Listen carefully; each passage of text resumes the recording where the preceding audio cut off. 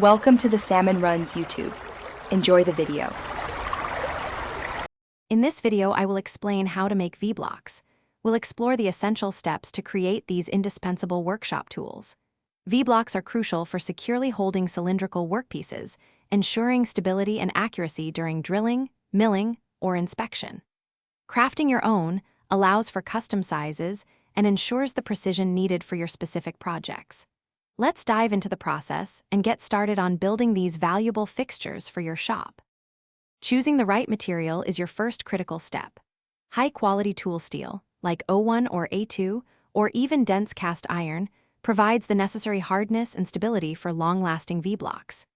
Begin by cutting your stock to slightly oversized dimensions, perhaps 2 inches by 2 inches by 4 inches, allowing for cleanup. Then, meticulously machine all 6 faces square and parallel, aiming for a flatness within 1/1000th of an inch across the surfaces. This foundational precision is key.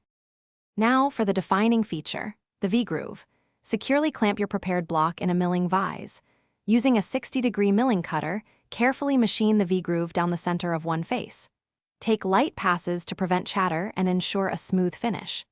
The depth should be consistent, typically around 3/4 of an inch for a 2-inch block, and the groove must be perfectly centered.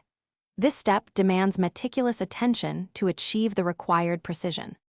After machining, carefully deburr all edges to remove any sharp points and smooth the surfaces. For maximum durability, consider heat treating your V-blocks. Hardening and tempering will significantly improve their wear resistance and longevity. Finally, rigorous inspection is paramount.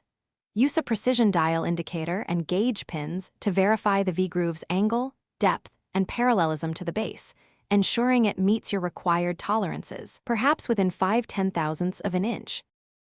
Thanks for watching. Consider subscribing if we helped you.